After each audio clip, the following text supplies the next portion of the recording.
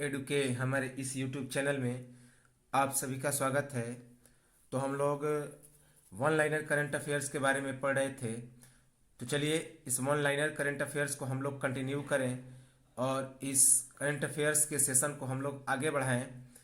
तो अगला current affairs है, इम्पॉर्टेंट है। वेस्ट इंडीज के खिलाफ 1000वां टेस्ट खेलने वाला पहला देश कौन बन गया? तो भारत बन गया। तो भारत 1000वां टेस्ट वनडे खेलने वाला पहला देश बन गया। किसके खिलाफ खेला 1000वां वनडे? तो वेस्ट इंडीज के खिलाफ। भारत ने अपना 1000वां वनडे कहाँ पे खेला? तो विश्व का सबसे बड़ा जो स्टेडियम बना है, क्रिकेट स्टेडियम अहमदाबाद, जिसका नाम है नरेंद्र मोदी क्रिकेट स्टेडियम, जिसे पहले मोटेरा के नाम से जानते थे। तो वहीं पर यह भारत ने 1000वां वनडे क्या है, 1000वां वनडे खेलकर पूरे विश्व में पहला देश बना। कब बना? तो 6 फरवरी 2022 को। 6 फरवरी 2022 को। अगला करंट अफेयर्स है कि न्यूजीलैंड के ऑलराउंडर डेरिल मिशेल को spirit of the cricket award मिला। तो न्यूजीलैंड के ऑलराउंडर डेरिल मिशेल को spirit of the cricket award 2021 मिला। याद रखेंगे, spirit of the cricket award 2021 प्राप्त हुआ। किस कारण से उन्हें यह अवार्ड मिला? तो 2021 के T20 विश्व कप फाइनल में उन्होंने बहुत ही अच्छा खेल भावना का प्रदर्शन किया। तो 2021 का जो T20 विश्व कप का फाइनल हुआ था, तो उसमें डेरिल मिशेल ने बहुत ही बढ़िया खेल भावना का प्रदर्शन किया था।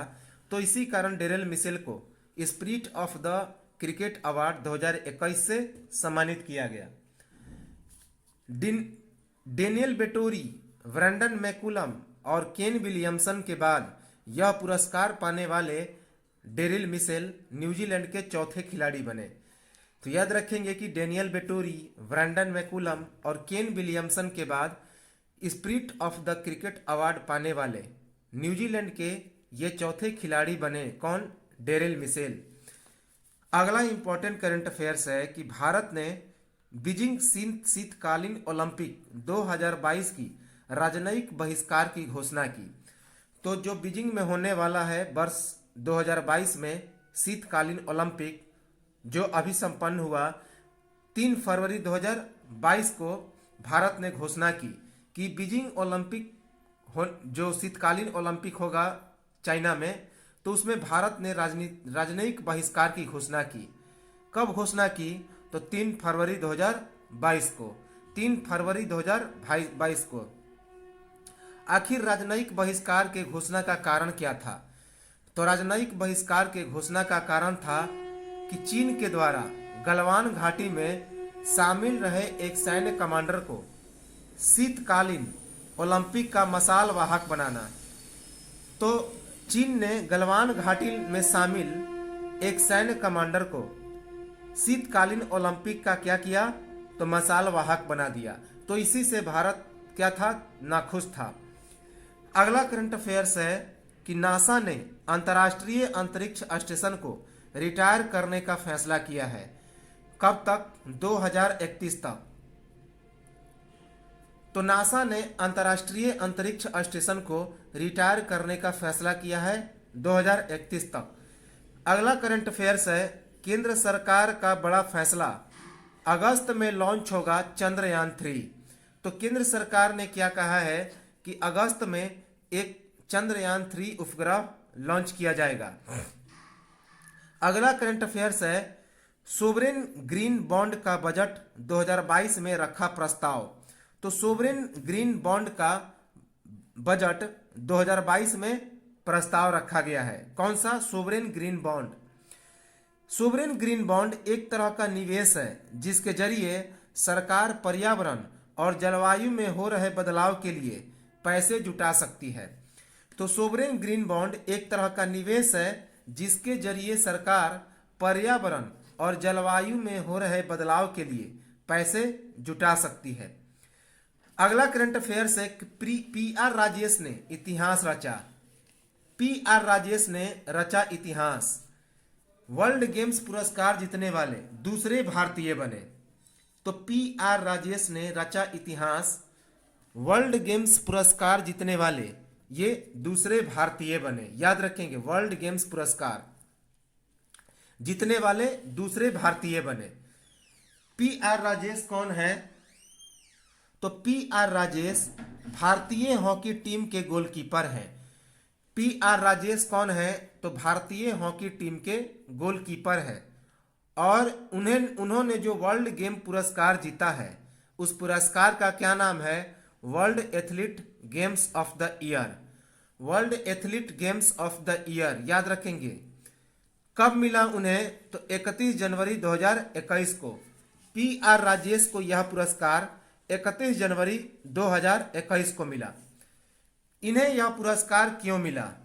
तो PR राजेश को यह पुरस्कार वर्ष 2021 में सर्वश्रेष्ठ प्रदर्शन करने के कारण यह पुरस्कार मिला। तो वर्ष 2021 में सर्वश्रेष्ठ प्रदर्शन करने के कारण PR राजेश को यह पुरस्कार मिला। अगला करंट अफेयर्स है कि भारत अगले 3 साल में $5 ट्रिलियन वाली अर्थव्यवस्था बन सकता है। यह बात किसने कहा? तो मुख्य आर्थिक सलाहकार, चीफ इकोनॉमिकल एडवाइजर। तो भारत अगले 3 साल में $5 ट्रिलियन वाली अर्थव्यवस्था बन सकता है, यह बात कहा मुख्य आर्थिक सलाहकार। मुख्य आर्थिक सलाहकार कौन है भारत के? तो P अनंत नागेश्वरन। भारत कब तक जो है $5 ट्रिलियन वाली अर्थव्यवस्था बन सकता है? तो 2025 से 26 या 2026 से 27 तक। तो वर्ष 2025 से 26 या 2026 से 27 तक भारत $5 ट्रिलियन वाली अर्थव्यवस्था बन सकता है। अगला करंट अफेयर्स है, प्रधानमंत्री ई विद्या योजना को जारी किया गया। तो प्रधानमंत्री ई विद्या स्कीम या ई विद्या योजना को जारी किया गया। इसके तहत 1 क्लास 1 टीवी चैनल कार्यक्रम में क्लास 12 चैनल से बढ़कर 200 टीवी चैनलों के माध्यम से छात्रों को शिक्षा देने का काम करेगा। तो यह प्रधानमंत्री ई विद्या योजना 1 क्लास 1 टीवी चैनल कार्यक्रम में 12 से बढ़कर 200 टीवी चैनलों के माध्यम से छात्रों को शिक्षा देने का काम करेगा। तो पहले जो था 12 टीवी चैनल से ही छात्रों को शिक्षा मिलती थी। अब इस प्रधानमंत्री ई विद्या योजना के तहत 200 टीवी चैनल छात्रों को शिक्षा देने का काम करेंगे। 1 क्लास 1 टीवी चैनल। अगला करंट अफेयर्स है आम बजट 2022। तो आम बजट 2022 में कर टैक्स प्रावधान किया गया। आम बजट 2022 में कर टैक्स प्रावधान, इसके मुख्य बिंदु क्या है कि लोग अब 2 साल तक अपना आय कर रिटर्न फाइल कर सकते हैं। तो नए टैक्स प्रावधान के तहत लोग अपना जो है आयकर रिटर्न 2 साल तक फाइल कर सकते हैं। देश भर में स्टार्टअप को बढ़ावा देने हेतु वर्ष 2023 तक टैक्स में छूट दी गई है। तो देश में स्टार्टअप को बढ़ावा देने हेतु वर्ष 2023 तक टैक्स में छूट दी गई है। बिजनेस प्रमोशन के लिए एजेंट को प्रत्येक साल 20,000 रुपये से अधिक गिफ्ट पर टैक्स लगेगा। तो बिजनेस प्रमोशन के लिए प्रत्येक एजेंट को प्रत्येक साल 20,000 रुपये से अधिक के गिफ्ट पर टैक्स लगेगा। 2.5 लाख रुपए वार्षिक इनकम पर कोई भी कर नहीं लगेगा। तो 2.5 लाख रुपए वार्षिक इनकम पर किसी प्रकार का कर नहीं लगेगा।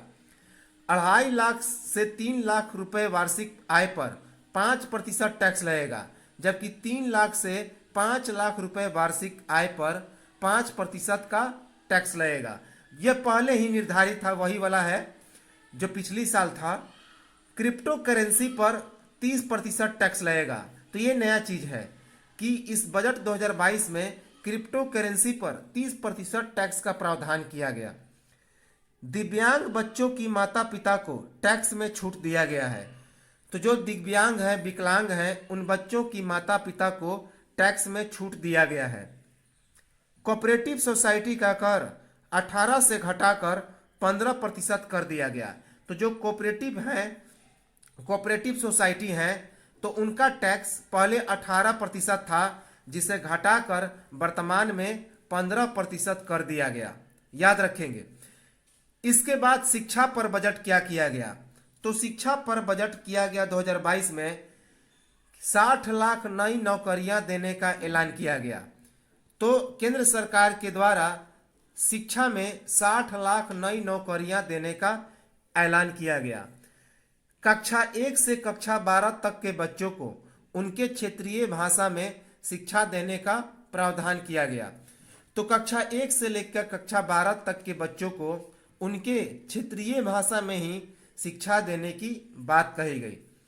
2 लाख आंगनबाड़ियों का अपग्रेडन किया जाएगा। तो इस बजट में कहा गया कि 2 लाख आंगनबाड़ियों का अपग्रेडन किया जाएगा, उसे अपग्रेड किया जाएगा।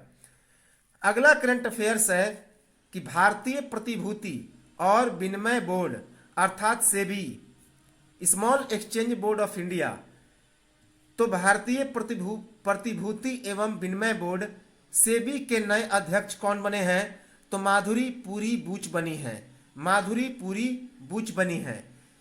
किनकी जगह यह माधुरी पुरी बुच सेबी की नए अध्यक्ष बनी है? अजय त्यागी की जगह। अजय त्यागी की जगह, अर्थात सेबी के पहले अध्यक्ष कौन थे? अजय त्यागी। उन्हीं की जगह पर माधुरी पुरी बुच क्या बनी है? तो सेबी अर्थात भारतीय प्रतिभूति एवं विनिमय बोर्ड की नई अध्यक्ष बनी है। यह पहली बार है कि प्राइवेट सेक्टर में किसी महिला को बाजार नियामक के महत्वपूर्ण पद के लिए चुना गया है। तो यह पहली बार है जब प्राइवेट सेक्टर में किसी महिला को बाजार नियामक के महत्वपूर्ण पद के लिए चुना गया है। अगला करंट अफेयर्स है कि भारत के स्टार निशानेबाज सौरभ चौधरी ने वर्ष 2022 के पहले ISF विश्व कप में पुरुषों की 10 मीटर एयर पिस्टल स्पर्धा में स्वर्ण पदक जीता। तो भारत के स्टार निशानेबाज सौरभ चौधरी ने वर्ष 2022 के पहले ISF विश्व कप में पुरुषों की 10 मीटर एयर पिस्टल स्पर्धा में स्वर्ण पदक जीता। यह कहां पर आयोजित हुआ था? तो मिस्र की राजधानी काहिरा में। तो यह जो ISF विश्व कप आयोजित हुआ था 2022 का, जिसमें सौरभ चौधरी ने 10 मीटर एयर पिस्टल स्पर्धा में गोल्ड मेडल हासिल किया है, तो वह मिस्र की राजधानी काहिरा में हुआ था। किसे पराजित किया सौरभ चौधरी ने? तो जर्मनी के माइकल स्वाल्ड को। जर्मनी के माइकल स्वाल्ड को इन्होंने क्या सौरभ चौधरी ने पराजित किया।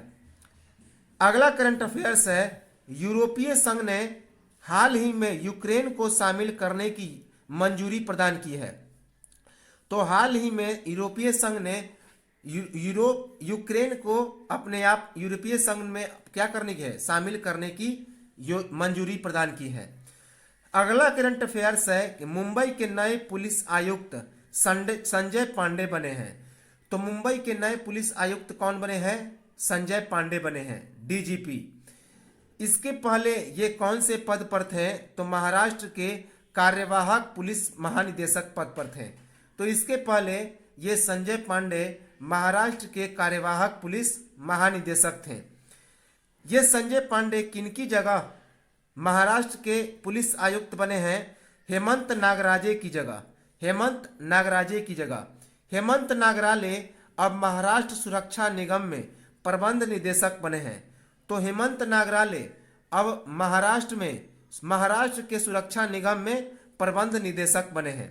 याद रखेंगे। अगला करंट अफेयर्स है कि वेस्टइंडीज के पूर्व स्पिनर सोनी रामदीन का 92 वर्ष की उम्र में निधन हो गया। वेस्टइंडीज के पूर्व स्पिनर सोनी रामदीन 92 वर्ष की उम्र में क्या हो गए? तो उनका निधन हो गया। इन्होंने अपना पदार्पण कब किया था? तो इंग्लैंड के खिलाफ 1950 ईस्वी में। तो सोनी रामदीन ने अपना पदार्पण इंग्लैंड के खिलाफ 1950 ईस्वी में किया था। अगला करंट अफेयर्स है कि पंजाब किंग्स ने सलामी बल्लेबाज मयंक अग्रवाल को अपना कप्तान नियुक्त किया है IPL 2022 के लिए। तो पंजाब किंग्स ने सलामी बल्लेबाज मयंक अग्रवाल को अपना कप्तान नियुक्त किया है।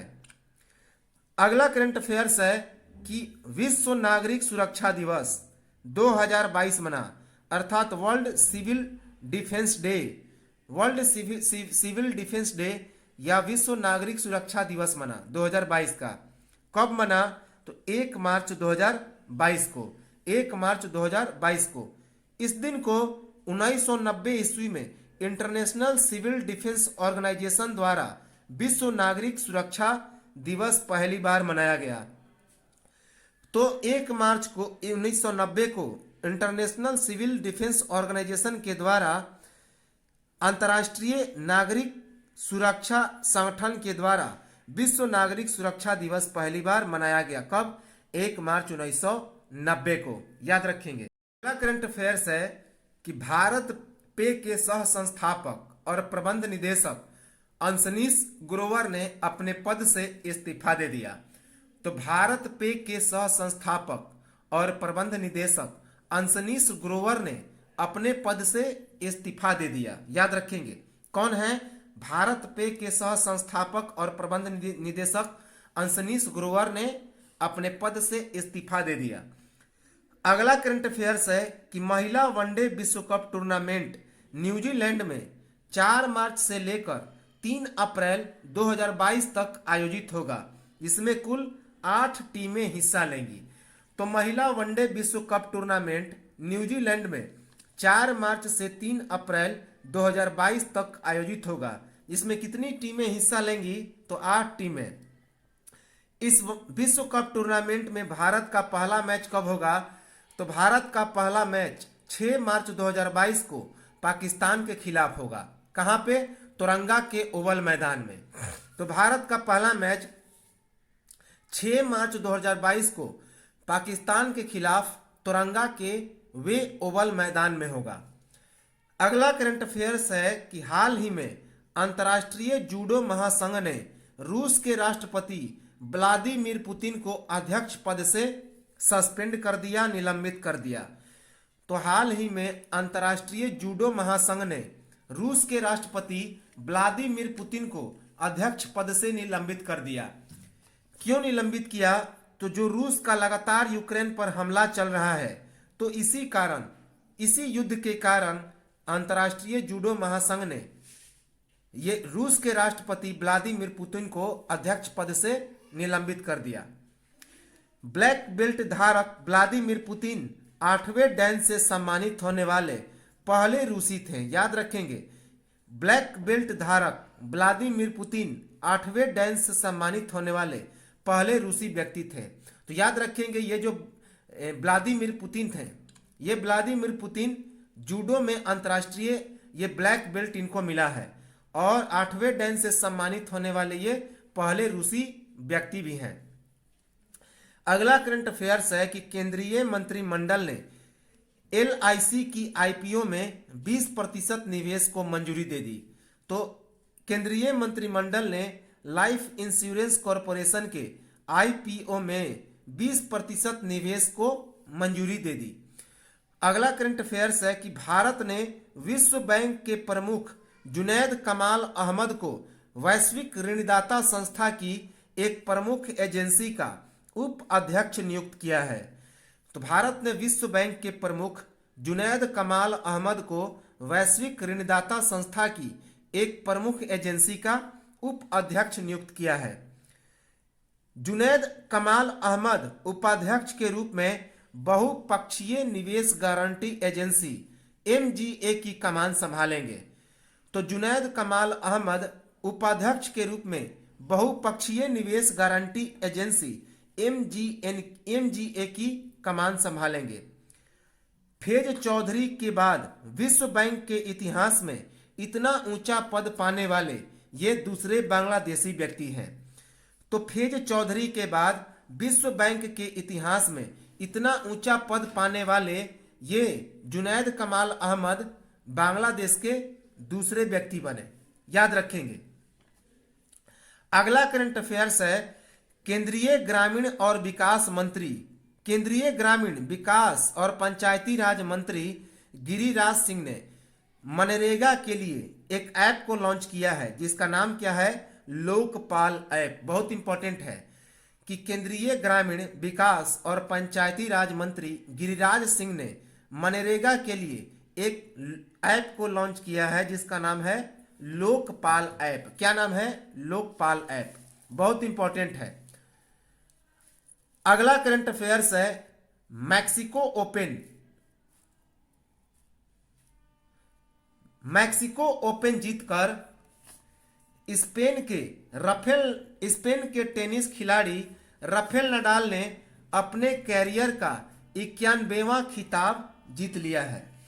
तो मैक्सिको ओपन को जीतकर स्पेन के टेनिस खिलाड़ी राफेल नडाल ने अपने कैरियर का 91वां खिताब क्या कर लिया है, तो जीत लिया है। 2022 में इनका कौन सा खिताब था, तो यह 2022 में इनका तीसरा खिताब है। याद रखेंगे, तीसरा। 2005, 2013 और 2020 के बाद अकापुल्को में ये चौथा खिताब है।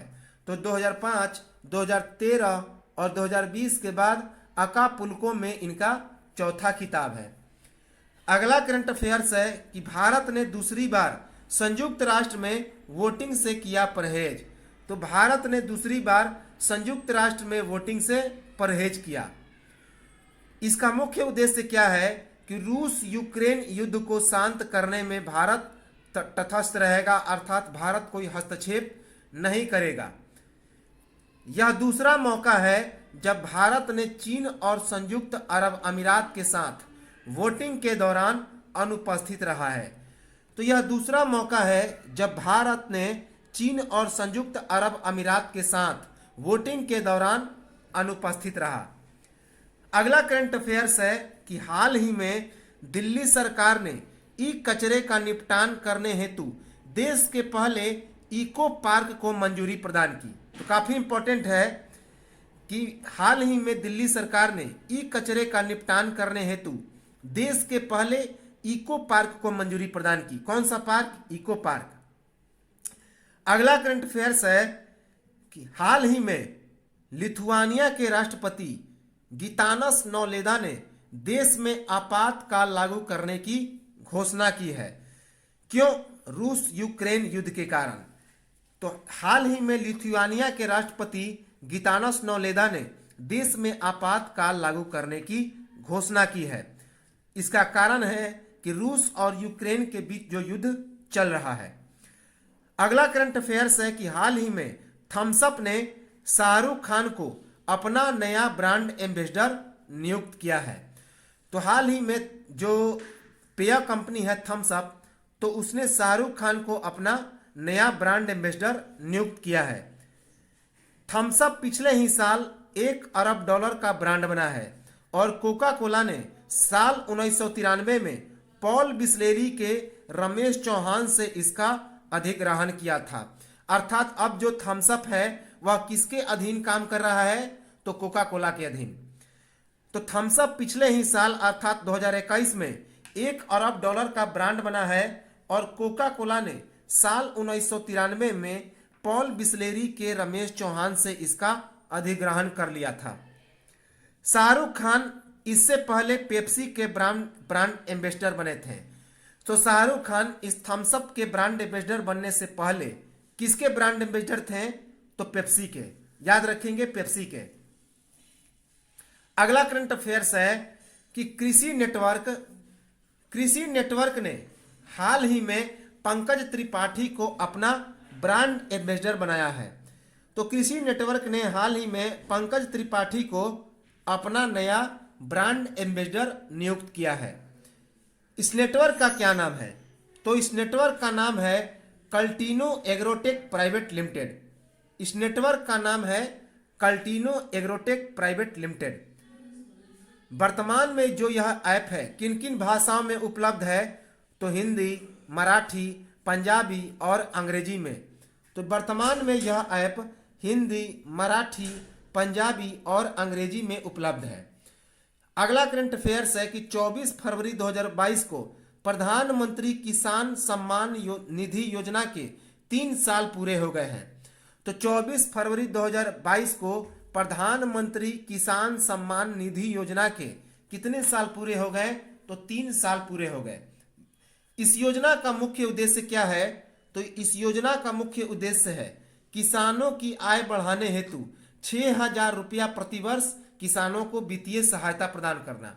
तो इस योजना के तहत प्रत्येक वर्ष किसानों की आय बढ़ाने के लिए 6,000 रुपया वित्तीय सहायता मिलता है। इस योजना की शुरुआत कब की गई थी? तो 24 फरवरी 2019 को प्रधानमंत्री नरेंद्र मोदी के द्वारा गोरखपुर में। तो प्रधानमंत्री किसान सम्मान निधि योजना की शुरुआत कब की गई थी?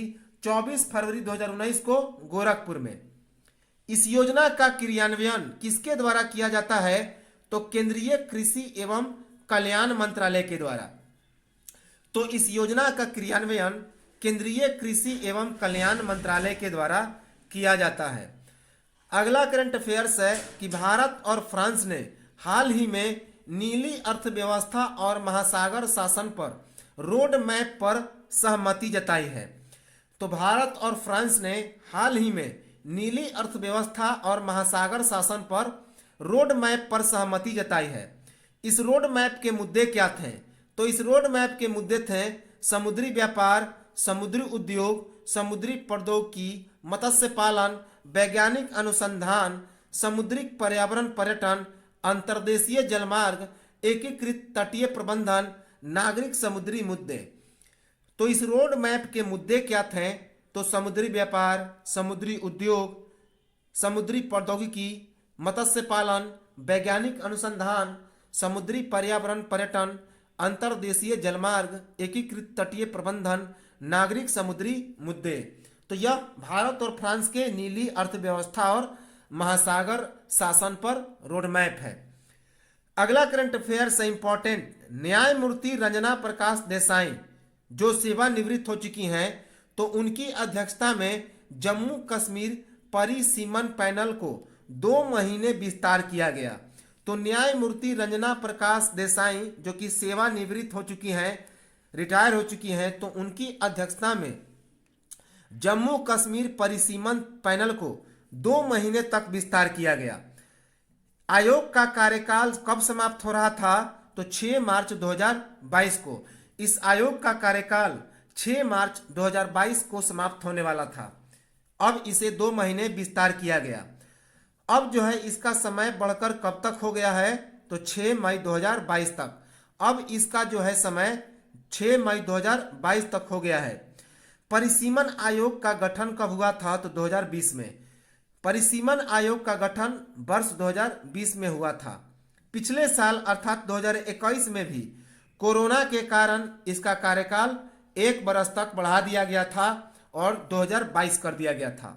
तो पिछले साल भी कोरोना के कारण इसका कार्यकाल 1 वर्ष तक बढ़ा दिया गया था। अगला करंट अफेयर है इंपॉर्टेंट, वेरी वेरी इंपॉर्टेंट, कि हाल ही में जापान ने अपनी पहली हाइड्रोजन से चलने वाली ट्रेन को लॉन्च की है। तो हाल ही में जापान ने अपनी पहली हाइड्रोजन से चलने वाली ट्रेन को लॉन्च किया। इसका परीक्षण कब होगा? तो मार्च 2020 में। इसका परीक्षण मार्च 2020 में होगा। इस ट्रेन का विकास किसने किया? तो पूर्वी जापान रेलवे के द्वारा हिताची और टोयोटा मोटर कॉरपोरेशन के सहयोग से। तो इस ट्रेन का विकास पूर्वी जापान रेलवे के द्वारा हिताची और टोयोटा मोटर कॉरपोरेशन के सहयोग से हो रहा है। इस अनावरण को देश के 2050 तक कार्बन न्यूट्रल बनने के लक्ष्य की दिशा में एक कदम के रूप में देखा जा रहा है। तो इस अनावरण को देश के 2050 तक कार्बन न्यूट्रल बनने के लक्ष्य की दिशा में एक कदम के रूप में देखा जा रहा है। तो जापान का यह कथन है कि 2050 तक हम लोग पूरी तरह से कार्बन न्यूट्रल हो जाएंगे। अगला करंट अफेयर्स है कि हुरून इंडिया की तरफ से जारी की गई ताजा हेल्थ रिपोर्ट में वर्ष 2021 में भारत के करोड़पति परिवारों में 11% वृद्धि देखने को मिली है। तो हुरून रिपोर्ट के मुताबिक कोरोना वायरस से प्रभावित वर्ष 2021 में भारत के करोड़पति परिवारों में 11% वृद्धि देखने को मिली है। इस रिपोर्ट के मुताबिक कोरोना वायरस से प्रभावित साल 2021 में इस रिपोर्ट के मुताबिक कोरोना वायरस से प्रभावित साल 2021 में भारत में डॉलर मिलियनियर यानी 7 करोड़ रुपए से अधिक की निजी संपत्ति वाले व्यक्तियों की संख्या 11% बढ़कर 4.58 लाख हो गई। तो याद रखेंगे, इंपॉर्टेंट है, डेट या डाटा पूछा जा सकता है कि इस रिपोर्ट के मुताबिक कोरोना वायरस से प्रभावित साल 2021 में भारत में डॉलर मिलियनियर यानी 7 करोड़ रुपए से अधिक की निजी संपत्ति वाले व्यक्तियों की संख्या 11% बढ़कर 4.58 लाख हो गई। याद रखेंगे। करंट अफेयर्स है कि पद्मश्री से सम्मानित असम की शकुंतला चौधरी को एक गांधीवादी महिला थी, उनका 102 वर्ष की उम्र में निधन हो गया। तो असम पद्मश्री से सम्मानित असम की शकुंतला चौधरी जो कि एक गांधीवादी महिला थी, उनका 102 वर्ष की उम्र में निधन हो गया। ये कहाँ रहती थी? तो गुवाहाटी के सरानिया आश्रम में। ये गुवाहाटी के सरानिया आश्रम में रहती थी। अगला करंट अफेयर्स है कि इजराइल ने हाल ही में एक नई नौसैन्य वायु रक्षा प्रणाली सी डोम प्रणाली का सफलतापूर्वक परीक्षण किया है। तो इजराइल ने हाल ही में एक नौसैन्य वायु रक्षा प्रणाली सी डोम प्रणाली का सफलतापूर्वक परीक्षण किया। सी डोम प्रणाली आयरन डोम का एक नौसैनिक संस्करण है जिसका उपयोग पिछले एक दशक से गाजा पट्टी से दागे गए रॉकेटों को गिराने के लिए किया जाता रहा है। तो यह जो सी डोम प्रणाली है, आयरन डोम का एक नौसैनिक संस्करण है जिसका उपयोग पिछले एक दशक से गाजा पट्टी से दागे गए रॉकेटों को गिराने के लिए किया जाता रहा है। सी डोम को इजराइल की नवीनतम पीढ़ी के कॉर्वेट युद्धपोतों में लगाया जा रहा है जो भूमध्य सागर में इजराइल की तटरेखा और अपतटीय प्राकृतिक गैसों की रक्षा करता है। तो सी डोम को इजराइल की नवीनतम पीढ़ी के कॉर्वेट युद्धपोतों में लगाया जा रहा है जो भूमध्य सागर में इजराइल की तटरेखा और अपतटीय प्राकृतिक गैसों की रक्षा करता है। अगला करंट अफेयर्स है कि आंध्र प्रदेश लोक सेवा का अध्यक्ष किसे बनाया गया? गौतम संवाद को। तो आंध्र प्रदेश लोक सेवा आयोग के नए अध्यक्ष कौन बने हैं? तो गौतम संवाद। ये पहले क्या थे? तो आंध्र प्रदेश के डीजीपी थे, अर्थात पुलिस महानिदेशक थे। ये पहले आंध्र प्रदेश के पुलिस महानिदेशक अर्थात डीजीपी थे। अब आंध्र प्रदेश के डीजीपी कौन बने हैं? तो राजेंद्र नाथ रेड्डी, जो कि 1992 ईस्वी के 1992 बैच के क्या हैं? तो पुलिस आईपीएस हैं। याद रखेंगे। तो आंध्र प्रदेश के नए डीजीपी कौन बने हैं? तो राजेंद्र नाथ रेड्डी, जो कि 1992 के आईपीएस हैं। अगला करंट अफेयर्स है कि भारत की यूपीआई प्रणाली को अपनाने वाला पहला देश नेपाल बन गया। तो भारत की यूपीआई प्रणाली को अपनाने वाला पहला देश नेपाल बन गया। इसके घोषणाकर्ता कौन था, अर्थात घोषणा किसने की? तो भारतीय राष्ट्रीय भुगतान निगम एनपीसीआई, भारतीय राष्ट्रीय भुगतान निगम एनपीसीआई ने। एनपीसीआई की अंतर्राष्ट्रीय शाखा NPCI international payments limited NIPL ने नेपाल में सेवाएं देने के लिए गेटवे पेमेंट सर्विस जीपीएस और मनम इन्फोटेक के साथ हाथ मिलाया है। तो एनपीसीआई की अंतर्राष्ट्रीय शाखा NPCI international payments limited NIPL ने नेपाल में सेवाएं देने के लिए गेटवे पेमेंट सर्विस जीपीएस और मनम इन्फोटेक के साथ हाथ मिलाया है। इंपॉर्टेंट है। अगला करंट अफेयर से इंपॉर्टेंट कि रूस ने यूक्रेन के चेर्नोबिल न्यूक्लियर प्लांट पर कब्जा किया। रूस ने किस पर कब्जा किया? तो यूक्रेन के चेर्नोबिल न्यूक्लियर प्लांट पर कब्जा किया। अगला है कि अंतर्राष्ट्रीय रबड़ अध्ययन समूह का अध्यक्ष किसे बनाया गया? के एन राघवनन को। तो के एन राघवन को अंतर्राष्ट्रीय रबड़ अध्ययन समूह का अध्यक्ष बनाया गया। वर्तमान में ये कौन से पद पर हैं? तो वर्तमान में ये कौन से पद पर है के एन राघवन? तो वर्तमान में के एन राघवन कौन से पद पर है? तो भारतीय रबड़ बोर्ड के ये कार्यकारी निदेशक हैं। तो के एन राघवनन वर्तमान में भारतीय रबड़ बोर्ड के कार्यकारी निदेशक हैं। कितने समय के लिए इनको अध्यक्ष बनाया गया है? तो 2 वर्ष के लिए, अर्थात वर्ष 2024 तक। तो के एन राघवनन को वर्ष 2024 तक अंतर्राष्ट्रीय रबड़ अध्ययन समूह का अध्यक्ष बनाया गया। के एन राघवनन 31 मार्च 2022 को सिंगापुर में होने वाले प्रतिनिधि मंडल के प्रमुखों की अध्यक्षता करेंगे। तो 31 मार्च 2022 को जो सिंगापुर में प्रतिनिधि मंडल के प्रमुखों का जो सभा होने वाला है, सम्मेलन, तो उसकी अध्यक्षता कौन करेंगे? के एन राघवनन। अगला करंट अफेयर से इंपॉर्टेंट, विराट कोहली और मार्टिन गुप्टिल को पछाड़कर T20 क्रिकेट में सबसे ज्यादा रन बनाने वाले बल्लेबाज कौन बन गए हैं? तो रोहित शर्मा बन गए हैं। तो विराट कोहली और मार्टिन गुप्टिल को पछाड़कर T20 क्रिकेट में सबसे ज्यादा रन बनाने वाले बल्लेबाज कौन बने हैं? तो भारत के रोहित शर्मा। मार्टिन गुप्टिल के कितने रन हैं? तो 3299 रन। मार्टिन गुप्टिल के 3299 रन हैं। रोहित शर्मा ने यह कारनामा किसके खिलाफ किया? तो श्रीलंका के खिलाफ। कोहली के 97 मैच में 3296 रन है, अर्थात 3299 रनों का आंकड़ा भी रोहित शर्मा ने पार कर लिया। अगला है इंपॉर्टेंट, वेरी वेरी इंपॉर्टेंट, कि IIT रुड़की ने किसानों के लिए किसान नाम से एक मोबाइल ऐप को लॉन्च किया है और इस ऐप के तहत किसानों के समस्त समस्याओं के बारे में जानकारी मिलेगी, उनके कृषि से संबंधित और किसानों के समस्याओं से संबंधित उनका निपटारा, इन सब की जानकारी उन्हें प्राप्त होगी। तो IIT रुड़की ने किसानों के लिए किसान नाम से एक मोबाइल ऐप को लॉन्च किया। अगला करंट अफेयर्स है, क्षय रोग दिवस 2022 मनाया गया, वर्ल्ड टीबी डे। तो क्षय रोग दिवस 2022 मनाया गया, वर्ल्ड टीबी डे मनाया गया। कब? 24 मार्च 2022 को। तो 24 मार्च 2022 को विश्व क्षय दिवस मनाया गया। इस वर्ष के क्षय दिवस की थीम क्या रही?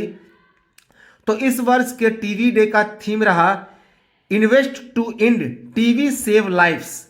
Invest to end TB save lives. अगला करंट अफेयर्स है कि सरकार ने अपने डिजिटल मिशन के तहत जम्मू कश्मीर में जन भागीदारी एम्पावरमेंट पोर्टल की शुरुआत की है। तो सरकार ने अपने डिजिटल मिशन के तहत जम्मू कश्मीर ने जन भागीदारी एम्पावरमेंट पोर्टल की शुरुआत की है। यह एक वन स्टॉप इंटरैक्टिव और उपयोगकर्ता के अनुकूल डिजिटल प्लेटफॉर्म है। तो यह जो एम्पावरमेंट पोर्टल है वह वन स्टॉप इंटरैक्टिव और उपयोगकर्ता के अनुकूल एक डिजिटल प्लेटफॉर्म है, इंपॉर्टेंट है। अगला करंट अफेयर्स है इंपॉर्टेंट, IPL के 15वें सीजन की शुरुआत कब से होगी? तो 26 मार्च 2022 से होगी। तो इंपॉर्टेंट है कि IPL के 15वें सीजन की शुरुआत 26 मार्च 2022 से होगी। तो पूछा जा सकता है कि 2022 में जो IPL होने वाला है यह कौन सा संस्करण होगा? तो 15वां संस्करण। तो याद रखेंगे कि IPL के 15वें सीजन की शुरुआत कब से होगी? तो 26 मार्च 2022 से। फाइनल कब होगा? तो 29 मार्च 2022 को। इसका फाइनल 29 मार्च 2022 को होगा। अगला करंट अफेयर्स है कि इंडिया रेटिंग्स ने 2021-22 में भारत की GDP वृद्धि दर 8.6% रहने का अनुमान लगाया। तो इंडिया रेटिंग्स ने वर्ष 2021-22 में भारत की जो GDP वृद्धि दर है वह 8.6% रहने का अनुमान लगाया। राष्ट्रीय सांख्यिकी कार्यालय अर्थात NSO के द्वारा यह अनुमान कितना बताया गया? तो 9.2% अर्थात 147.2 लाख करोड़ रुपए। तो राष्ट्रीय सांख्यिकी कार्यालय NSO के द्वारा यह अनुमान 9.2% या 147.2 लाख करोड़ रुपए बताया गया। अगला करंट अफेयर्स है कि हाल ही में राजस्थान सरकार ने अपने बजट में पुरानी पेंशन योजना बहाल करने की घोषणा की है। तो हाल ही में राजस्थान सरकार ने बजट में पुरानी पेंशन योजना को बहाल करने की घोषणा की है। यह कब से बहाल कर्मचारियों को यह पेंशन मिलेगा? तो 1 जनवरी 2004 या 1 जनवरी 2004 के बाद जितने सारे कर्मचारी बहाल हुए हैं तो उन सभी को यह पुरानी पेंशन योजना का लाभ मिलेगा। अगला करंट अफेयर्स है, केंद्रीय उत्पाद शुल्क दिवस मनाया गया 2022। तो केंद्रीय उत्पाद शुल्क दिवस सेंट्रल एक्साइज डे 2022 मनाया गया। कब मनाया गया? तो 24 फरवरी 2022 को। 24 फरवरी 2022 को केंद्रीय उत्पाद शुल्क दिवस सेंट्रल एक्साइज डे 2022 मनाया गया। कि कब? 24 फरवरी 2022 को। किसके द्वारा यह दिवस मनाया जाता है? तो यह दिवस केंद्रीय अप्रत्यक्ष कर एवं सीमा शुल्क बोर्ड के द्वारा मनाया जाता है। तो यह दिवस केंद्रीय अप्रत्यक्ष कर एवं सीमा शुल्क बोर्ड के द्वारा मनाया जाता है। अगला करंट अफेयर्स है, कोबरा वॉरियर्स 2022। कोबरा वॉरियर्स 2022 इसे एक्स कोबरा वॉरियर 22 युद्धाभ्यास के नाम से भी जाना जाता है। तो कोबरा वॉरियर्स 2022 जिसे एक्स कोबरा वॉरियर 22 युद्धाभ्यास के नाम से जाना जाता है। तो बहुत इंपॉर्टेंट है, पूछा जाएगा कि कोबरा वॉरियर्स क्या है? तो यह एक युद्धाभ्यास है जो 2022 में एक्स कोबरा वॉरियर 22 के नाम से युद्धाभ्यास किया गया।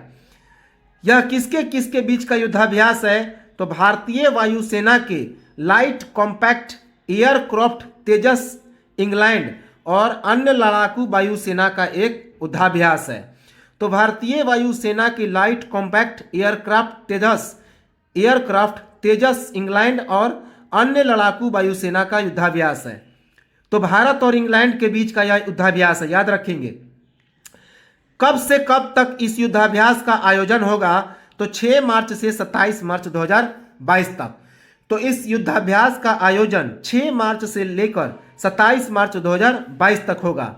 कहाँ पर यह युद्धाभ्यास होगा? तो इंग्लैंड के वेलिंगटन में। अगला करंट अफेयर्स है, अमेरिका ने रूस पर आर्थिक प्रतिबंध का पहला चरण पूरा कर लिया है। तो अमेरिका ने रूस पर आर्थिक प्रतिबंध का पहला चरण पूरा कर लिया। कब लागू किया? यह जो प्रतिबंध है अमेरिका ने कब लागू किया? तो 22 फरवरी 2022 को। तो अमेरिका ने यह प्रतिबंध 22 फरवरी 2022 को लागू किया, याद रखेंगे, इंपॉर्टेंट है। अगला करंट अफेयर्स है इंपॉर्टेंट। अगला करंट अफेयर्स है वेरी वेरी इंपॉर्टेंट कि जेट एयरवेज ने श्रीलंका के एयरलाइंस के पूर्व सीईओ विपुला गुणा तिलके को कंपनी का मुख्य वित्तीय अधिकारी अर्थात चीफ फाइनेंस ऑफिसर नियुक्त किया है। याद रखेंगे, सीएफओ क्या है? सीएफओ चीफ फाइनेंस ऑफिसर, मुख्य वित्तीय अधिकारी।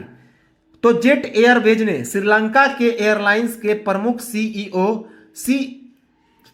सीईओ विपुला गुणा तिलका को कंपनी का मुख्य वित्तीय अधिकारी चीफ फाइनेंशियल ऑफिसर अर्थात सीएफओ नियुक्त किया है। इसके पहले ये विपुला गुणा तिलके कौन से पद पर थे? तो ये इमिरेट्स मैनेजमेंट के अंतर्गत TAAG एंगोला एयरलाइंस के सीएफओ थे। तो इसके पहले विपुला गुणा तिलके इमिरेट्स मैनेजमेंट के अंतर्गत TAAG एंगोला एयरलाइन के सीएफओ थे। कब से कब तक? तो नवंबर 2015 से लेकर जुलाई 2018 तक। अगला करंट अफेयर से इंपॉर्टेंट, दिल्ली कैपिटल्स ने अजीत अगरकर को अपना सहायक कोच नियुक्त किया। तो दिल्ली कैपिटल्स ने अजीत अगरकर को अपना सहायक कोच नियुक्त किया है।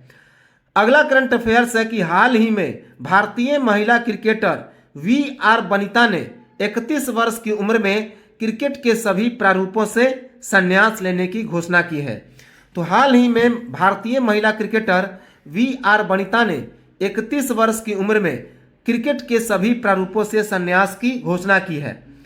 वर्ष 2014 से वर्ष 2016 के बीच ये भारतीय टीम के लिए 6 एकदिवसीय मैच और 20 T20 मैच खेली थी। याद रखेंगे, 2014 से 2016 के बीच 6 वनडे और 20 T20। अगला है विश्व चिंतन दिवस 2022 मनाया गया। विश्व चिंतन दिवस 2022 मनाया गया कब? 22 फरवरी 2022 को। 22 फरवरी 2022 को। अगला करंट अफेयर्स है, पाकिस्तान का दूसरा सबसे बड़ा नागरिक पुरस्कार हिलाले पाकिस्तान किसे मिला? तो बिल गेट्स को मिला। तो पाकिस्तान का दूसरा सबसे बड़ा पुरस्कार हिलाल ए पाकिस्तान बिल गेट्स को दिया गया, जो मिलिंडा फाउंडेशन के संस्थापक हैं। गरीबी उन्मूलन एवं स्वास्थ्य देखभाल हेतु इन्हें यह पुरस्कार मिला।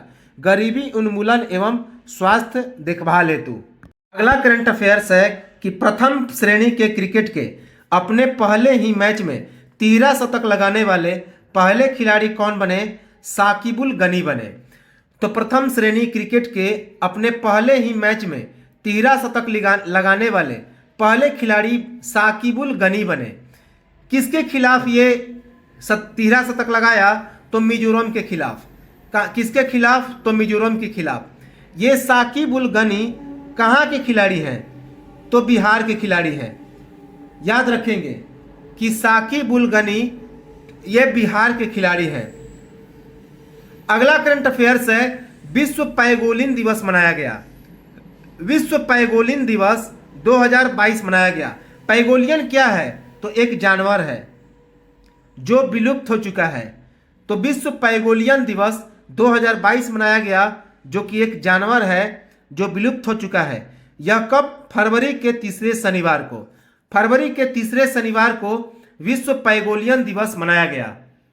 अगला करंट अफेयर्स है इंपॉर्टेंट, भारतीय सेना के deputy chief of army staff के रूप में चन्नीरा पोनप्पा को नियुक्त किया गया है।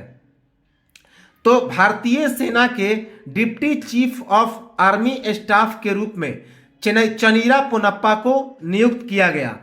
ये चन्नीरा पोनप्पा कहाँ के रहने वाले हैं? तो कर्नाटक के विराजपेट तालुक में बिटंगला के पास नंगला में रहने वाले हैं। तो कर्नाटक के विराजपेट तालुक में बिटंगला के पास नंगला के में ये रहने वाले हैं। लेफ्टिनेंट जनरल चन्नीरा बंसी पोनप्पा को प्रतिष्ठित वज्र सेना की कमान संभालने का गौरव प्राप्त है। तो लेफ्टिनेंट जनरल चन्नीरा बंसी पोनप्पा को प्रतिष्ठित वज्र सेना की कमान संभालने का गौरव प्राप्त है। अगला करंट अफेयर्स है कि हाल ही में अमेरिका की प्रशासन ने लंबे समय से प्रतीक्षित अपनी इंडो पैसिफिक रणनीति की घोषणा की है। तो हाल ही में अमेरिका की प्रशासन ने लंबे समय से प्रतीक्षित अपनी इंडो पैसिफिक रणनीति की घोषणा की है। अगला करंट अफेयर्स है, IIT मद्रास के शोधकर्ताओं ने अरेगामी मेटा मटेरियल्स नामक एक नई सामग्री को विकास किया। तो IIT मद्रास के शोधकर्ताओं ने अरेगामी मेटा मटेरियल्स नामक एक नई सामग्री को विकास किया। हाल ही में रूस और यूक्रेन के तनाव के बीच बाबुस्का बटालियन, जो कि वृद्ध महिलाओं का बटालियन है, काफ़ी चर्चा में रहा। तो हाल ही में रूस और यूक्रेन के तनाव के बीच बाबुस्का बटालियन, जो कि बूढ़े महिलाओं का एक बटालियन था, वह काफ़ी चर्चा में रहा। अगला करंट अफेयर्स है इंपॉर्टेंट, हाल ही में Dabur India plastic waste neutral वाली पहली भारतीय कंपनी बन गई है। तो हाल ही में Dabur India plastic waste neutral वाली पहली भारतीय कंपनी बन गई है। डाबर इंडिया ने वित्त वर्ष 2021-22 के दौरान लगभग 27,000 metric tonne post consumer plastic कचरे का संग्रह, प्रसंस्करण और पुनः चक्रण करके ऐसा किया है। तो डाबर इंडिया ने वित्त वर्ष 2021-22 के दौरान लगभग 27,000 metric tonne post consumer plastic कचरे का संग्रह, प्रसंस्करण और पुनः चक्रण करके ऐसा किया है। प्लास्टिक कचरा प्रबंधन नियम के तहत डाबर की प्लास्टिक कचरा प्रबंधन की शुरुआत कब की गई थी? तो 2017-2018 में। तो प्लास्टिक कचरा प्रबंधन नियम के तहत डाबर की प्लास्टिक कचरा प्रबंधन की शुरुआत वर्ष 2017 से वर्ष 2018 में की गई थी। अगला करंट अफेयर से इंपॉर्टेंट, महाराष्ट्र सरकार ने कैंसर की रोकथाम के लिए क्या विकसित किया है? तो होप। याद रखेंगे कि महाराष्ट्र सरकार ने कैंसर की रोकथाम के लिए होप एक्सप्रेस योजना की शुरुआत की है। याद रखेंगे, होप एक्सप्रेस योजना किसने शुरू की? महाराष्ट्र सरकार ने, कैंसर की रोकथाम के लिए। यह भारत में अत्याधुनिक मोजेक 3D विकिरण मशीन है जो कोल्हापुर के एक निजी अस्पताल में लगाया गया है। तो यह जो होप एक्सप्रेस योजना है, जो कि एक मोजेक 3D विकिरण मशीन है, इसे कोल्हापुर के एक निजी अस्पताल में लगाया गया है। अगला करंट अफेयर्स है, हाल ही में हेलेंस्की विश्वविद्यालय के शोधकर्ताओं ने एक ऐसा अणु विकसित किया है जो कोरोना वायरस स्पाइक प्रोटीन को निष्क्रिय कर सकता है।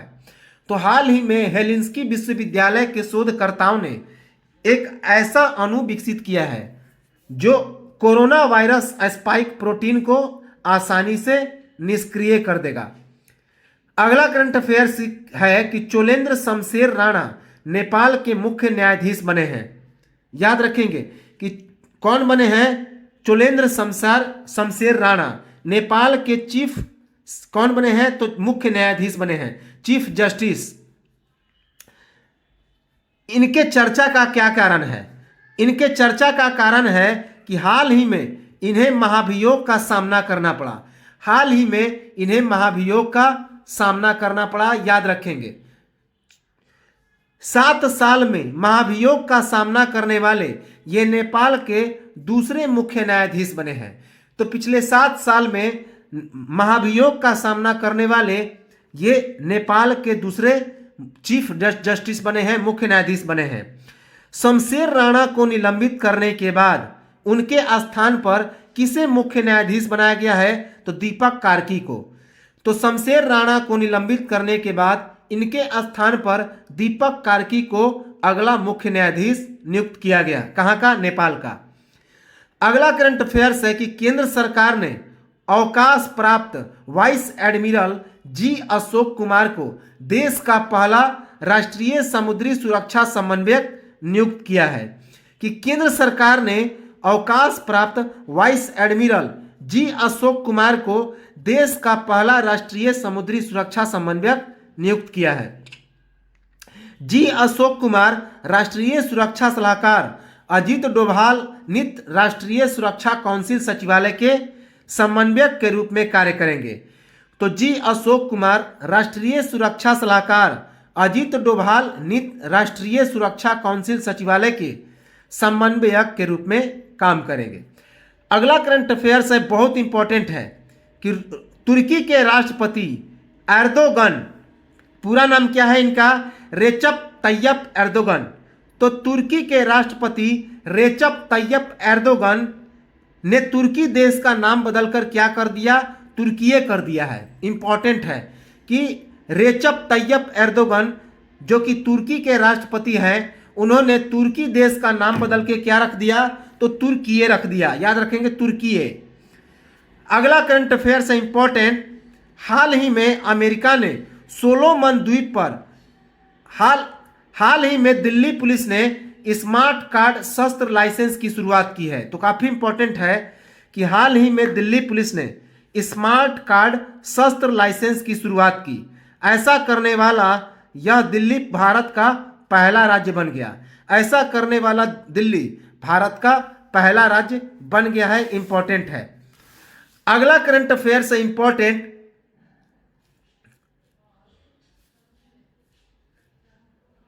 कि हाल ही में अमेरिका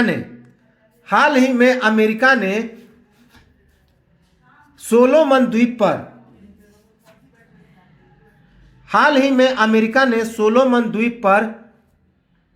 अपना दूतावास खोलने की बात कही है। तो हाल ही में अमेरिका ने सोलोमन द्वीप पर अपना दूतावास खोलने की बात कही है। इसकी घोषणा किसने की, अर्थात घोषणाकर्ता कौन थे, तो अमेरिका की विदेश मंत्री एंटनी ब्लिंकिस। तो अमेरिका के विदेश मंत्री एंटनी ब्लिंकिस ने इसकी घोषणा की है। अगला करंट अफेयर्स है कि रेल मंत्रालय ने हाल ही में कहा है, रेल मंत्रालय ने हाल ही में कहा है कि उसने दिल्ली के किशनगंज में अत्याधुनिक सुविधाओं से परिपूर्ण कुश्ती अकादमी बनाने के लिए 30.76 करोड़ रुपए मंजूर किए हैं। तो रेल मंत्रालय ने हाल ही में कहा है कि दिल्ली के किशनगंज में अत्याधुनिक सुविधाओं से परिपूर्ण कुश्ती अकादमी बनाने के लिए 30.76 करोड़ रुपए मंजूर किए हैं, याद रखेंगे। अगला करंट अफेयर्स है कि जनजातीय कार्य मंत्रालय के द्वारा यात्रा त्योहार 2022 एवं जनजातीय संस्कृति उत्सव के लिए 2.26 करोड़ रुपए बजट आवंटित किया गया है। तो जनजातीय कार्य मंत्रालय के द्वारा यात्रा त्योहार 2022 एवं जनजातीय संस्कृति उत्सव के लिए 2.26 करोड़ रुपए का बजट आवंटन किया गया है। अगला करंट अफेयर्स है, फ्रैंक वाल्टर स्टीनमियर को हाल ही में जर्मनी के राष्ट्रपति के रूप में दूसरे कार्यकाल हेतु चुना गया है। तो एक बार फिर से जर्मनी के राष्ट्रपति कौन बने हैं, फ्रैंक वाल्टर स्टीनमियर। याद रखेंगे कि फ्रैंक वाल्टर स्टीनमियर को हाल ही में जर्मनी के राष्ट्रपति के रूप में दूसरे कार्यकाल हेतु चुना गया है। अर्थात इसके पहले जर्मनी के राष्ट्रपति कौन थे, तो यही थे, फ्रैंक वाल्टर स्टीनमियर ही थे, याद रखेंगे।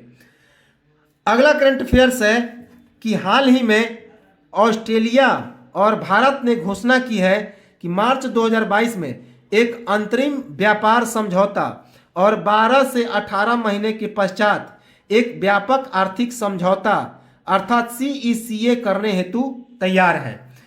तो हाल ही में ऑस्ट्रेलिया और भारत ने क्या घोषणा किया, तो हाल ही में ऑस्ट्रेलिया और भारत ने घोषणा किया है कि मार्च 2022 में एक अंतरिम व्यापार समझौता और 12 से 18 महीने के पश्चात एक व्यापक आर्थिक समझौता CECA करने हेतु तैयार है, याद रखेंगे। अगला करंट अफेयर्स है इंपॉर्टेंट, वेरी वेरी इंपॉर्टेंट, काफी इंपॉर्टेंट है कि विश्व सतत विकास शिखर सम्मेलन 2021 की मेजबानी कौन कर रहा है, तो भारत कर रहा है। तो याद रखेंगे कि विश्व सतत विकास शिखर सम्मेलन की मेजबानी कौन किया, तो भारत किया, याद रखेंगे, भारत। यह सम्मेलन कब तक आयोजित हुआ, तो 16 से 18 फरवरी 2022 तक। यह जो सम्मेलन था वह 16 से लेकर 18 फरवरी 2022 तक आयोजित हुआ। इसका आयोजन कहाँ पर हुआ, तो दिल्ली में। इसका आयोजन दिल्ली में हुआ। यह विश्व सतत विकास शिखर सम्मेलन का कौन सा संस्करण था, तो the energy and resources institute TERI के वार्षिक कार्यक्रम 21वां विश्व सतत शिखर सम्मेलन 2022 मनाया गया। तो याद रखेंगे यह 21वां सतत विकास शिखर सम्मेलन था WSDS, और यह किसका वार्षिक कार्यक्रम था, किसके द्वारा मनाया गया, the energy and resources institute, अर्थात यह टेरी का एक वार्षिक कार्यक्रम था। विश्व सतत विकास शिखर सम्मेलन किसी विकासशील देश के द्वारा आयोजित अपनी तरह का एक इकलौता आयोजन है। इसमें दुनिया भर से राजनीतिज्ञों, विज्ञान विशेषज्ञों, शोधकर्ताओं और शिक्षाविदों को आमंत्रित किया जाता है। तो विश्व सतत शिखर सम्मेलन किसी विकासशील देश के द्वारा आयोजित होने वाला अपनी तरह का एक इकलौता आयोजन है, जिसमें दुनिया भर से राजनीतिज्ञों, विज्ञान विशेषज्ञों, शोधकर्ताओं और शिक्षाविदों को आमंत्रित किया जाता है। अगला करंट अफेयर्स है कि अंतर्राष्ट्रीय मुद्रा कोष अर्थात इंटरनेशनल मॉनेटरी फंड IMF ने मौजूदा वित्त वर्ष 2021-22 के लिए भारत के आर्थिक विकास दर के अनुमान को घटाकर कितना कर दिया है, तो 9% कर दिया है। तो अंतर्राष्ट्रीय मुद्रा कोष ने मौजूदा वित्त वर्ष 2021-22 के लिए भारत का जो आर्थिक विकास दर है उसका अनुमान घटा करके कितना कर दिया, तो 9% कर दिया है। पिछले साल अक्टूबर 2021 में IMF ने कितना अनुमान लगाया था? तो 9.5%। तो पिछले साल अक्टूबर 2021 में यह IMF ने भारत की आर्थिक विकास दर को 9.5% बताया था, लेकिन अब उसे घटाकर कितना कह दिया? 9%। अगला है राष्ट्रीय उत्पादकता दिवस 2022 मनाया गया। राष्ट्रीय उत्पादकता दिवस 2022 मनाया गया। नेशनल प्रोडक्टिविटी डे कब? 12 फरवरी 2022 को। 12 फरवरी 2022 को नेशनल प्रोडक्टिविटी डे मनाया गया। इस दिवस को मनाने का क्या कारण था? इस दिवस को मनाने का कारण था 12 फरवरी 1958 को राष्ट्रीय उत्पादकता परिषद की स्थापना की गई थी। तो 12 फरवरी 1958 को राष्ट्रीय उत्पादकता परिषद की स्थापना की गई थी।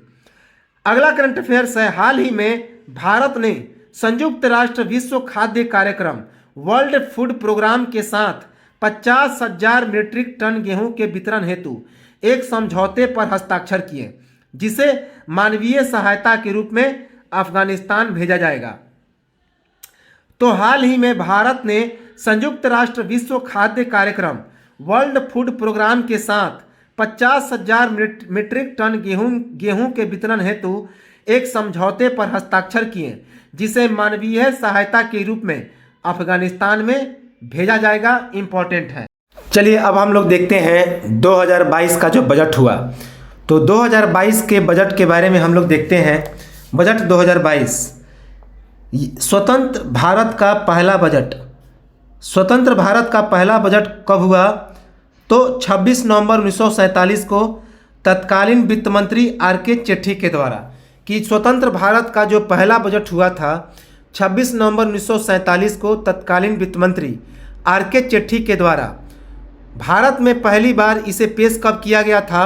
तो 7 अप्रैल 1860 ईस्वी को ईस्ट इंडिया कंपनी के स्कॉटिश अर्थशास्त्री एवं राजनेता जेम्स विल्सन के द्वारा ब्रिटिश क्राउन के सामने। इस जेम्स विल्सन को किसने बुलाया था? तो याद रखेंगे, वारेन हेस्टिंग्स ने। तो 7 अप्रैल लॉर्ड कॉर्नवालिस ने, याद रखेंगे, लॉर्ड कॉर्नवालिस ने बनाया था। 7 अप्रैल 1860 ईस्वी को ईस्ट इंडिया कंपनी के स्कॉटिश अर्थशास्त्री, स्कॉटलैंड के अर्थशास्त्री थे और राजनेता थे जेम्स विल्सन। उन्हीं ने ब्रिटिश क्राउन के सामने सबसे पहले बजट को पेश किया था। और स्वतंत्र भारत का पहला बजट कब पेश किया गया? तो 26 नवंबर 1947 को। उस समय के तत्कालीन फाइनेंस मिनिस्टर कौन थे? तो RK चेट्ठी। अब इस बजट 2022 के बारे में क्या क्या प्रावधान किया गया उसे हम लोग देखें। तो किसानों को डिजिटल सेवा देने की घोषणा की गई। किसानों को डिजिटल सेवा देने की घोषणा की गई, याद रखेंगे। तिलहन के उत्पादन को बढ़ावा देने पर जोर दिया गया। तिलहन के उत्पादन को बढ़ावा देने पर खासा जोर दिया गया। ऑर्गेनिक अर्थात जैविक खेती पर जोर और रसायन मुक्त खेती पर जोर दिया गया। ऑर्गेनिक खेती पर जोर दिया गया और रसायन मुक्त खेती पर जोर दिया गया। नए वित्त वर्ष में न्यूनतम समर्थन मूल्य MSP पर खरीदने की घोषणा की गई। तो नए वित्त वर्ष में जो खाद्यान्न है वह न्यूनतम समर्थन मूल्य MSP पर खरीदने की घोषणा की गई। गेहूं और धान की अनुमानित खरीद में 163 लाख किसानों से 1208 लाख मीट्रिक टन गेहूं और धान खरीदने की क्या की गई? तो पेशकश की गई। तो याद रखें, गेहूं और धान की अनुमानित खरीद में 163 लाख किसानों से 1208 लाख मीट्रिक टन गेहूं और धान खरीदने की क्या की गई? तो सिफारिश की गई।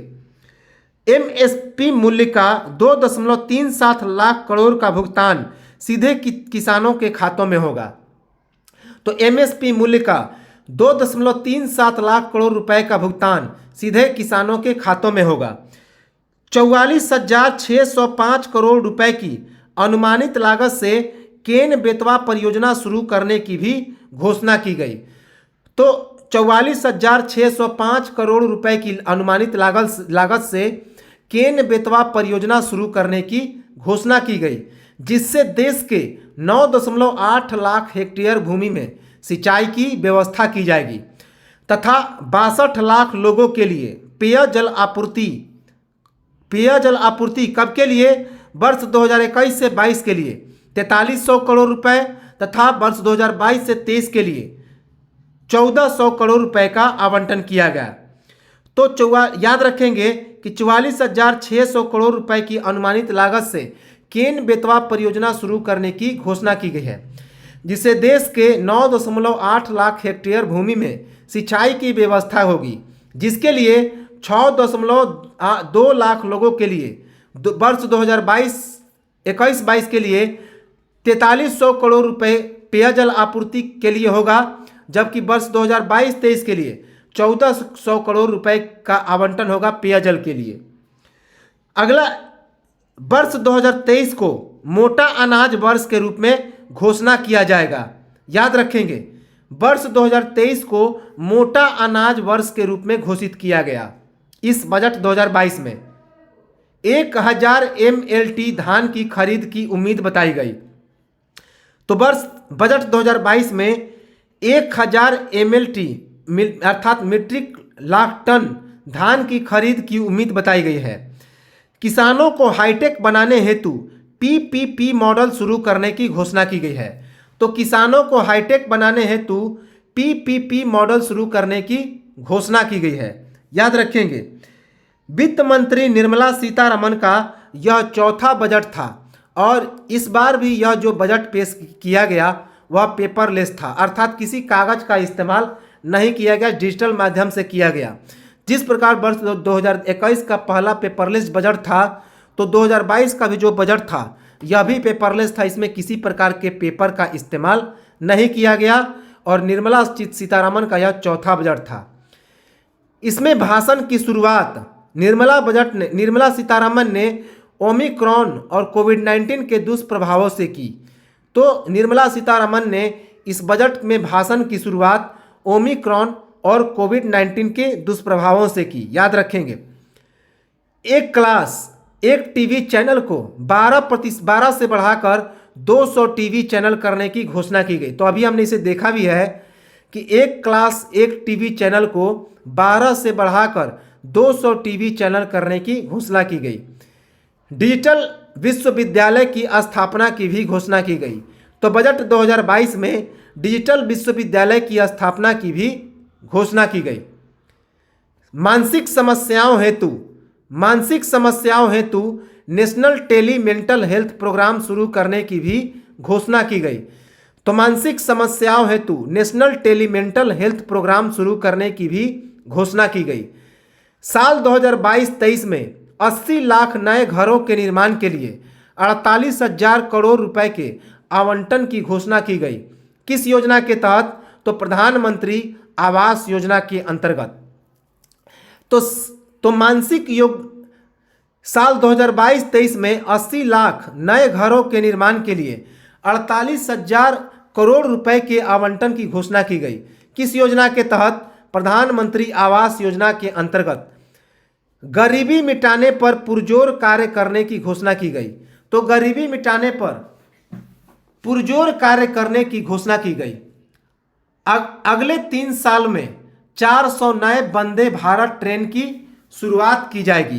तो अगले 3 साल में 400 नए वंदे भारत ट्रेन की शुरुआत होगी तथा अगले 3 सालों में 100 PM गति शक्ति कार्गो टर्मिनल की भी शुरुआत की जाएगी। तो अगले 3 सालों में 100 PM गति शक्ति कार्गो टर्मिनल की भी शुरुआत की जाएगी। आत्मनिर्भर भारत से 16 लाख युवाओं को नौकरियां दिए जाने की भी घोषणा की गई। तो याद रखेंगे कि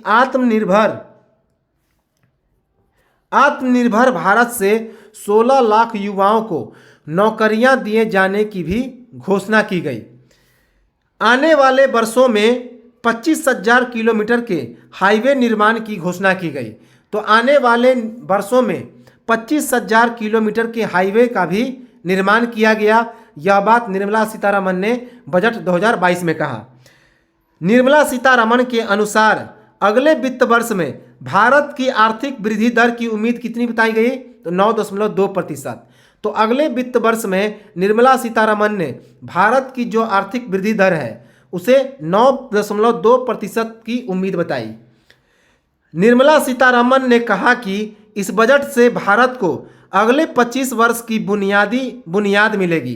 तो निर्मला सीतारमण ने कहा कि इस बजट से भारत को अगले 25 वर्ष की बुनियाद मिलेगी।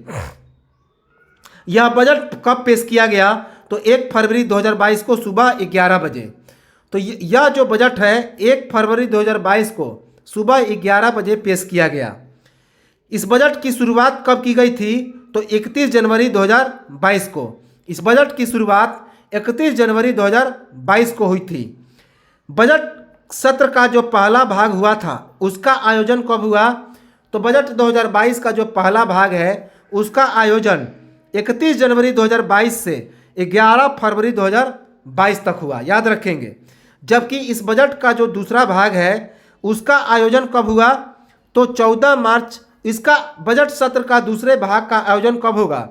तो 14 मार्च 2022 से लेकर 8 अप्रैल 2022 तक। मोदी सरकार का यह 10वां बजट था और इनके दूसरे कार्यकाल का चौथा बजट था। तो मोदी सरकार का यह 10वां बजट था जबकि इनके दूसरे कार्यकाल का चौथा बजट था। तो ये तो था हमारा जो वन लाइनर करंट अफेयर्स था 21-22 का। यह फरवरी तक हम लोग देख रहे हैं, एक एक चीज़ हम लोग समाप्त करेंगे पूरा डिटेल में।